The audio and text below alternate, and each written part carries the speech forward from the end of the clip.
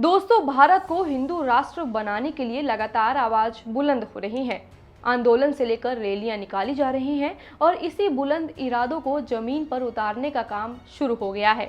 जी हां दोस्तों, भारत के एक ऐसे राज्य में हिंदू ग्राम की नींव रख दी गई है। दोस्तों, कहा जाता है ना, एक एक को जोड़कर 100 बनता है। वैसे ही हिंदू राष्ट्र को बनाने के लिए सबसे पहले हिंदू ग्राम की स्थापना की गई है। पहले हिंदू घर, फिर हिंदू ग्राम और फिर हिंदू जिला, उसके बाद हिंदू राज्य के बाद हिंदू राष्ट्र की परिकल्पना पूरी होगी। दोस्तों, भारत के हर गांव में हिंदू ग्राम की स्थापना की जाएगी और फिर भारत पूरी तरह हिंदू राष्ट्र बन जाएगा। दोस्तों, किस राज्य में इस सपने को धरातल पर उतारने का काम किया गया है और किस महान शख्सियत ने इस काम को आखिरी रूप दिया है? चलिए इस वीडियो में इन्हीं सभी सवालों के जवाबों को ढूंढने की कोशिश करते हैं। बस आप यूं ही देखते रहें द कर्मा।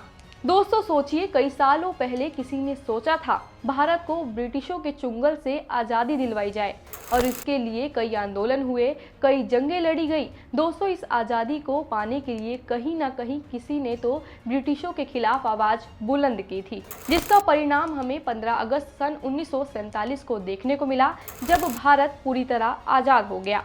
सोचो, अगर नींव ही नहीं रखी होती तो क्या भारत आजाद हो पाता?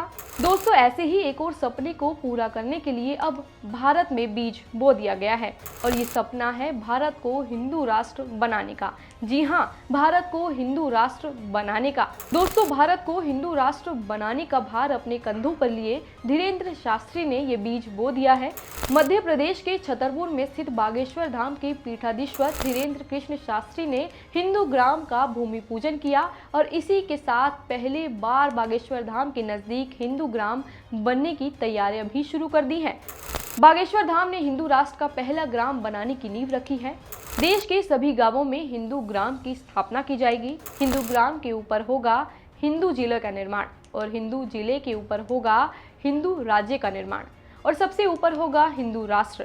तो दोस्तों, ऐसे काम करेगा हिंदू राष्ट्र को बनाने का पूरा प्लान, जो 4 चरणों में विभाजित किया गया है। दोस्तों, बागेश्वर बाबा ने हिंदू राष्ट्र बनाने की पूरी तैयारी कर ली है। तो दोस्तों, आइए एक बार इस पूरे प्लान को समझ लेते हैं। दोस्तों, इस हिंदू ग्राम में करीब 1000 परिवार रहेंगे। लोगों को रहने के लिए बागेश्वर धाम समिति जगह उपलब्ध करवाएगी। इन हिंदू ग्राम में रहने के लिए सबसे पहले रजिस्ट्रेशन करवाना होगा। रजिस्ट्रेशन करवाने के बाद हिंदू परिवार को जमीन मिलेगी और भवन निर्माण शुरू हो जाएगा। और कोई हिंदू परिवार अगर इस हिंदू ग्राम में भवन खरीदता है तो वह इसे ना तो बेच पाएगा और ना ही दोबारा से खरीद पाएगा। और करीब 2 साल के भीतर देश का पहला हिंदू ग्राम बनकर पूर्णतः तैयार हो जाएगा। दोस्तों, पंडित धीरेन्द्र शास्त्री ने सनातन विरोधियों को जवाब देते हुए इस हिंदू ग्राम में गैर हिंदुओं के प्रवेश पर पूरी तरह रोक लगाई है। साथ ही साथ ये भी कहा है कि अगर कोई गैर हिंदू सनातन धर्म को अपनाना चाहता है तो हम उनका दिल खोलकर स्वागत करते हैं। दोस्तों, इस बार बाबा बागेश्वर का विजन एकदम क्लियर नजर आ रहा है कि वे भारत को हिंदू राष्ट्र बनाकर ही छोड़ेंगे और अपने इस विजन में वे जरा भी देरी नहीं करना चाहते। अपने इस विजन को वे लगातार धार दे रहे हैं और जमीन पर उतारने का काम कर रहे हैं। दोस्तों, आपने धीरेन्द्र शास्त्री को कई मंचों से भारत को हिंदू राष्ट्र बनाने की हुंकार बढ़ते जरूर देखा होगा। दोस्तों, आपके मन में भी जरूर सवाल उठ रहा होगा कि वे कैसे भारत को हिंदू राष्ट्र बनाएंगे। लेकिन अब इस सपने को धरातल पर उतारने का काम शुरू हो गया है। बाबा बागेश्वर ने हिंदू ग्राम के निर्माण का भूमि पूजन कर दिया है और इसी हिंदू ग्राम की कल्पना के आधार पर अब ये भारत हिंदू राष्ट्र बनकर रहेगा। दोस्तों, अभी तो सिर्फ हिंदू ग्राम बनाने का सपना पूरा हुआ है। अभी ग्राम से जिले, फिर जिले से राज्य और राज्य से हिंदू देश बनना बाकी है। तब ही हर भारतीय गर्व से कह पाएगा कि हम एक हिंदू राष्ट्र के निवासी हैं। दोस्तों, ये कोई पहला मामला नहीं है जब धीरेन्द्र शास्त्री ने भारत को हिंदू राष्ट्र बनाने के लिए कदम उठाया है।